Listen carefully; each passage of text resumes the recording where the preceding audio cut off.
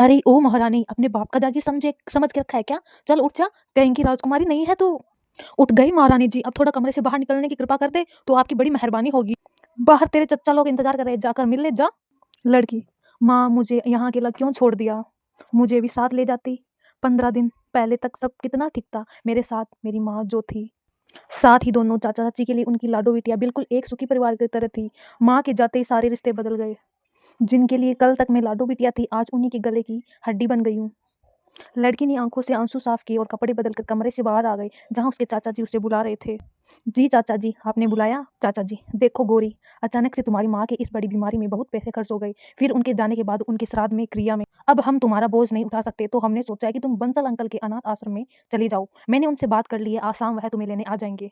तुम तैयार रहना और तुम्हें डरने या चिंता करने की जरूरत नहीं है। हम लोग एक ही शहर में हैं, जब जरूरत होगी हम लोग आ जाया करेंगे, ठीक है? लड़की, ठीक है चाचा जी। गोरी को अपने चाचा के मुंह से ऐसी बातें सुनकर बहुत बुरा लग रहा था। वो चुपचाप अपने कमरे में चली गई। गोरी बंसल अंकल को बचपन से जानती है। उसने कभी अपने पापा को नहीं देखा था, क्योंकि गोरी जब 2 साल की थी तभी उसके पापा का देहांत हो गया था। गोरी के पिता और बंसल अंकल बचपन के दोस्त थे और साथ ही अपने पूरी पढ़ाई किए थे। बंसल अंकल से अक्सर वो अपने पापा के किस्से सुना करती थी, जिससे उसे लगता था कि वो अपने पापा के करीब है। 15 दिन के अंदर ऐसा क्या हो गया? मेरा परिवार है, फिर भी आज मुझे एक अनाथ की तरह अनाथ आश्रम में रहना पड़ रहा है। गोरी बेटा, मैं ये तुम्हारी माँ ने तुम्हारे लिए छोड़ा है, एक बार जरूर देख लेना, शायद तुम्हारा मन हल्का हो जाए। उस लिफाफे पर गोरी का नाम लिखा है। उसने तुरंत उसे खोला तो देखा एक खत के साथ साथ एक एटीएम कार्ड है और साथ ही उसमें एक फाइल थी जो उसकी माँ की थी। लिफाफा खोला, माँ की चिट्ठी। मेरी गोरी, जब तुम ये खत पढ़ोगी तब तक मैं ऊपर तुम्हारे पापा के पास रहूंगी। मुझे पता है मेरी बीमारी अब मेरी जान लेकर छोड़ेगी, लेकिन मेरी बच्ची, तुम कभी खुद को अकेले मत समझना। मेरे जाने के बाद भी तुम्हें मेरे जितना ही प्यार कर देने वाले लोग रहेंगे यहाँ, और जो सपने हमने देखे थे तुम्हें एक डिजाइनर बनने का, मुझे पूरा विश्वास है कि तुम वो पूरा जरूर करोगी। मैं तुम्हारे सपनों को पूरा करने के लिए मुंबई भेजना चाहती थी, जिसके लिए मैंने कुछ तुम्हारे लिए इकट्ठा किए हुए पैसे है। काश मैं जिंदा रहती तो तुम्हें अपने आंखों के सामने जाते हुए देखती तो काफी खुशी महसूस होती, लेकिन किस्मत को शायद ये मंजूर नहीं है, तो मैं यह जिम्मेदारी तुम्हारे बंसल अंकल के हाथों में दे रही हूँ। अपना ख्याल रखना और हमेशा खुश रहना। तुम्हारी माँ हमेशा तुम्हारे साथ है, तुम्हारी माँ। अगले दिन गोरी अनाथ आश्रम के ऑफिस में बंसल अंकल से मिलने जाती है। अंकल, मुंबई कब जाना है? बेटा, यहाँ तुम पहले ही ग्रेजुएशन के लास्ट ईयर में हो, तो मैं मुंबई के ही किसी कॉलेज में एक्सचेंज करवा देता हूँ। जब ये सारी प्रोसीजर हो जाए तब तुम चली जाना। अंकल, मैं मुंबई कभी गई नहीं हूँ और ना वहाँ किसी को जानती हूँ, फिर मैं कहाँ और कैसे रहूंगी? कॉलेज कॉलेज समय में तुम्हारे पापा और हम 4 खास दोस्त थे। एक तुम्हारे पापा और दूसरा मैं, और 2 लोग मुंबई में है, रमाशंकर, प्रताप सिंह और उनकी पत्नी सुधा सिंह। मेरी दोनों लोग से बात हो गई है, तुम उनके यहाँ रहकर अपनी आगे की पढ़ाई पूरा करोगी। उसके बाद तुम्हें जो ठीक लगे तुम्हारी मर्जी। अंकल, मैंने कभी उनके बारे में नहीं सुना है। माँ से और उनके साथ रहना मेरा ठीक होगा? उन्हें पहले से ही पता है कि तुम जा रही हो उनके साथ रहने। वो लोग तो कब से इंतजार कर रहे हैं। चलो मैं भी चलता हूँ, तुम्हारे वहां जाने का इंतजाम करता हूँ। शाम के समय बंसल अंकल गोरी के कमरे में जाते हैं, जहाँ गोरी उदास बैठी है। गोरी बेटा, तुम्हारी मुंबई जाने का टिकट कंफर्म हो गया है, कल शाम की ट्रेन है तुम्हारी। गोरी, मेरे कॉलेज का क्या हुआ? अंकल, बेटा तुम इसकी बिल्कुल टेंशन मत लो, रमाशंकर ने तुम्हारे एडमिशन का बंदोबस्त कर दिया है। मुंबई पहुंचते ही अगले दिन तुम कॉलेज ज्वाइन कर लोगी। अंकल, रमाशंकर अंकल की फैमिली में कौन कौन है? रमाशंकर के घर में उसकी पत्नी सुधा के साथ साथ उसके माँ बाबू जी है, एक लड़की अनन्या है और एक लड़का रुद्र है। अरे हाँ, अनन्या अनन्या के ही कॉलेज और उसी के क्लास में तुम्हारा एडमिशन हुआ है। अनन्या तुम्हारी हम उम्र की है, जिससे तुम कभी खुद को अकेला भी नहीं समझोगी। और रुद्र भी उसी कॉलेज से बिजनेस में मास्टर्स एमबीए कर रहा है, और वह तुमसे 2 साल बड़ा है। और बाकी बातें वहां जाकर खुद देख लेना कि क्या है और कैसा है। अब चलो सो जाओ जल्दी से, कल पैकिंग कर लेना शाम की ट्रेन। गोरी को चिंता में नींद नहीं आ रही थी। वह अब भी डर रही थी कि कैसे होंगे वहाँ के लोग, वह वहाँ कैसे रह पाएगी। रमाशंकर भाई से बात हो गई है, कल सुबह तुम जैसे ही मुंबई पहुंचोगी वो लोग तुम्हें स्टेशन पर लेने आ जाएंगी। गोरी बेटा, एक बात हमेशा याद रखना, वहां तुम उन्हें अपना समझ कर रहना। अपनों की तरह प्यार दोगी तो वो लोग भी तुम्हें अपना समझेंगे। शाम को 7 बजे की ट्रेन है, तो तुम लोग तैयार रहना। गोरी बंसल अंकल से बात कर कमरे में जाती है और शाम की तैयारी करती है। शाम को बंसल अंकल गोरी को छोड़ने स्टेशन तक आए, मुंबई शहर। सुधा जी, जल्दी चलिए, गोरी की ट्रेन आने वाली। पापा, ये गोरी कौन है जिसे लेने आप और माँ जा रहे हैं? दादाजी, अनन्या को गोरी की जिंदगी में अब तक क्या हुआ है सब बताने लगते हैं, जिसे सुन अनन्या के साथ साथ पूरे घर का माहौल नम हो जाता है। अरे आप सब क्यों दुखी हो रहे हो? आने दो गोरी को, हम लोग है ना उसके साथ, उसे कभी भी अपनी फैमिली की याद नहीं आने देंगे हम लोग। रमाशंकर और सुधा गोरी को लेने स्टेशन के लिए निकल गए। कुछ समय बाद रुद्र हॉल में आकर अपनी दादी के पास बैठ गया। माँ, नाश्ता लगा दो, बहुत भूख लग रही है। बेटा, सुधा तो घर पर नहीं है, वो तो स्टेशन गई है। माँ, स्टेशन क्यों गई है? कौन आ रहा है दादी? तभी डोरबेल की आवाज सुनाई दी। सरला जाकर गेट खोलती है। डोरबेल की आवाज सुनकर अनन्या अपने कमरे से दौड़ती हुई आती है। माँ, आप किसे लेने स्टेशन गई थी?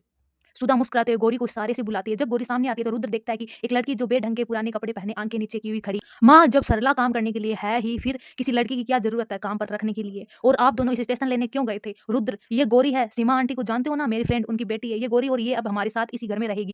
गौरी और वहां खड़े सभी को ये बात थोड़ी बुरी लगी, और कहीं ना कहीं रुद्र को भी बुरा लग रहा था कि उसने क्या बोल दिया। हाय, माई सेल्फ अनन्या, अनन्या प्रताप सिंह, और आज से मैं तुम्हारी बेस्ट फ्रेंड, क्लासमेट और साथ ही साथ रूममेट भी हूँ। गौरी अनन्या की बात का कोई जवाब नहीं देती है। तभी सुधा जी बात को संभालते हैं। गौरी बेटा, तुम कल शाम से ट्रेवल कर रही हो, थक गई होगी, चलो तुम पहले फ्रेश हो जाओ, फिर नाश्ता करके आराम कर लेना। सॉरी डैड, मुझे नहीं पता था, लेकिन ये अचानक से यहाँ हमारे साथ क्या क्यों रहेगी? रमाशंकर जी रुद्र को पूरी कहानी सुनाते हैं, जिसे सुन रुद्र थोड़ा अपसेट हो जाता है। तभी उसके दोस्तों का कॉल आता है तो वो कॉलेज के लिए निकल जाता है। सुधा जी गौरी के लिए कपड़े लेकर आती है, जिसे देख गौरी मना करने लगती। बेटा, जब माँ कोई चीज दे तो उसे मना नहीं करते। सुधा जी की बात सुन गौरी की आंखें भर आती है और वो सुधा जी को गले लगा लेती है। क्या माँ, आप भी ना रुला दी गौरी को? और वैसे भी आशीष जो मेरा है वो गौरी का है, उससे वह पूरे हक से ले सकती है कपड़े भी, आप उसकी चिंता मत करो। गौरी बेटा, तुम्हारी एडमिशन की सारी फॉर्मेलिटीज पूरी हो गई है, कल से तुम अनन्या के साथ कॉलेज जा सकती हो। गौरी, कल मैं तुम्हें अपने दोस्तों से मिलवाऊंगी, पूरा कॉलेज घुमाऊंगी यार, I am super excited. Thank you uncle. बेटा, बस अपने सपनों को पूरा करो और हमेशा खुश रहो। खाना खाने के बाद जब अपने रूम में सोने चले गए, अनन्या भी सो चुकी थी, लेकिन गौरी को नींद नहीं आ रही थी, तो वह रूम से बाहर निकल आई। तभी उसे किचन की तरफ एक परछाई दिखाई देती है। इतनी रात कौन हो सकता है, कहीं कोई चोर तो नहीं है? लेकिन अगर कोई घर का ही हुआ तो? गौरी ने किचन में झांक के देखा तो कोई खड़ा था। ये कौन लड़का है? इस घर का तो नहीं है, मतलब कोई चोर है। गौरी जैसे चिल्लाने को हुई, वह लड़का भी गौरी के एक्सप्रेशन समझ गया कि ये अब क्या करने वाली है। लड़का तुरंत गौरी का मुंह बंद करने के लिए उसकी तरफ बढ़ता है। तभी दोनों का बैलेंस बिगड़ गया और वो दोनों जमीन पर गिर जाते हैं। गौरी उस लड़के के ऊपर गिरी और डर के कारण उसने अपनी आंखें बंद कर ली। कबीर, तुम यहाँ क्या कर रहा है? तुम दोनों यहाँ क्या कर रहे हो? वो मुझे लगा कोई कोई चोर घुस आया है। मैं कबीर प्रताप सिंह, किस तरह से तुम्हें इतना हैंडसम लड़का चोर दिख रहा है? सॉरी, लेकिन आप इतने भी हैंडसम नहीं है। गौरी बोली। किसी चोर के चेहरे पर नहीं लिखा होता है कि वो चोर है, और क्या हैंडसम लड़का चोर नहीं हो सकता? ये कबीर है, मेरी मौसी का बेटा, इसका घर हमारे घर के सामने ही है, तो क्या ऐसे चोरों की तरह हमेशा आता है? अनन्या फिर हंसने लगी और बोली, चल रूम में चलते हैं। दोनों अपनी रूम की तरफ बढ़ गई तो वही रुद्र किचन के बाहर खड़ा होकर सारा नजारा देख रहा था। अगली सुबह सब डाइनिंग टेबल पर बैठ नाश्ता कर रहे थे। अनन्या गौरी कॉलेज के लिए तैयार होकर आई और सब उन दोनों को देखने लगे। कबीर और रुद्र की नजर गौरी पर ही टिकी थी। गौरी बेटा, आप बहुत प्यारी लग रही है, आपको किसी की नजर ना लग जाए। अरे, अपने ही घर वालों की नजर नहीं लगती, कॉलेज में क्या होगा इस बच्ची का? हमें कॉलेज के लिए लेट हो रहा है, आज रिमिशा की फैमिली घर पर आ रही है डिनर पर, तो टाइम से आ जाना। हाँ माँ, मुझे कल रात ही रिमिशा ने बताया, मैं आ जाऊंगा, रुद्र ने बोला। अनन्या, ये रिमिशा कौन है? गौरी ने पूछा। रुद्र भाई की गर्लफ्रेंड, बचपन से दोनों साथ पढ़े हैं, फैमिली फ्रेंड भी है, और अगले साल दोनों की शादी होने वाली है। हेलो गाइस, हमारे ग्रुप में एक न्यू एंट्री हुई है, इससे मिलो, यह है गौरी। और गौरी, ये सब मेरे फ्रेंड्स रितु, प्रियंका, साक्षी, विशाल और अमर। कौन है वो न्यू एंट्री? हम भी तो मिले। तुम? इस तरह उन्हें चौंकता देख सब अवाक रह गए कि क्या हुआ। जब अनन्या ने उन्हें रात वाली बात बताई तो सब बहुत जोर से हंसने लगे। गौरी, ग्रेजुएशन के बाद आगे क्या करोगी? मैं एक फेमस डिजाइनर बनना चाहती हूँ, जो ग्रेजुएशन के बाद में डिजाइनिंग का कोर्स करूंगी। गौरी बेटा, कैसा रहा कॉलेज? अच्छा था आंटी। चलो अच्छी बात है, तुम्हें कॉलेज पसंद आया। अब जल्दी से फ्रेश होकर तैयार हो जाओ, रिमिशा के पापा मम्मी आते होंगे। सुधा जी सब तैयारी देखने किचन में चले गई और थोड़ी देर में जया जी, जो कि कबीर की माँ है, घर पर आ गई। सुधा दी, गौरी आ गई, कहाँ है वो? गौरी, ये कबीर की मम्मी है और मेरी छोटी बहन है, आओ मेरे पास बैठो, मैं तुम्हें अपना परिचय देती हूँ। मैं तुम्हारी मम्मी की कॉलेज फ्रेंड थी, तुम्हारे पापा सुधा दी के क्लास में थे, लेकिन मैं और तुम्हारी मम्मी एक ही क्लास में थे। गौरी, तुम तो बिल्कुल अपनी मम्मी की तरह खूबसूरत हो, कॉलेज टाइम में वो भी बिल्कुल तुम्हारी तरह ही दिखती। सही बोला ना सुधा दी? हाँ बिल्कुल जया, जब मैं स्टेशन लेने गई थी तो एक बार के लिए मैं भी हैरान हो गई। इतना सुन गौरी की आंखों में आंसू आ गई। यहाँ तुम्हारे पास दो माँ, और कभी खुद को अकेला मत समझना, और तुम्हारा दोबारा से इन आंखों में आंसू नहीं देखना चाहती। थोड़ी देर में रिमिशा और उसके पेरेंट्स आ गए, दोनों परिवार आपस में मिले और फिर बैठकर आपस में बात करने लगे। जया जी और कबीर भी आकर बैठ गए। भाभी जी, ये लड़की कौन है? पिछली बार इसे तो नहीं देखा था। माँ, ये गौरी है, इसके माँ बाप नहीं है और इसके बाकी के घर वालों ने अनाथ आश्रम भेज दिया, तो आंटी अंकल इसे घर पर ले आए ताकि इसकी पढ़ाई पूरी हो जाए। माँ, सबसे मजे की बात यह है, जब ये आई तो रुद्र ने इसे नौकरानी समझ लिया था। रिमिशा की बातें सुन गौरी की आंखों में पानी भर आया, आंसू भर आए, और पर वो अपने आप को संभाल लेती है, क्योंकि गौरी को पता है कि यही उसकी सच्चाई है, यही उसकी जिंदगी।